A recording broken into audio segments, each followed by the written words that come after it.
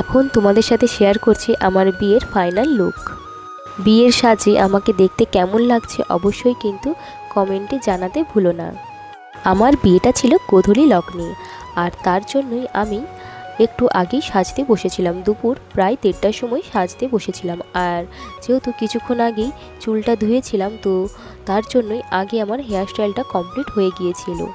আমার বিয়ে ছিল গোধূলি লগ্নে, আর দুপুর 1:30টার সময় আমি সাজতে বসেছিলাম। আগে আমার হেয়ারস্টাইলটা হয়ে গিয়েছে, তারপর শাড়ি ড্র্যাপিং এবং একদম শেষে হয়েছে আমার মেকআপ। যেহেতু গোধূলি লগ্নে আমার বিয়ে আর গরমের সময় আমি বিয়েটা করছি, তার জন্য মেকআপটা খুবই হালকা সিম্পল রেখেছিলাম।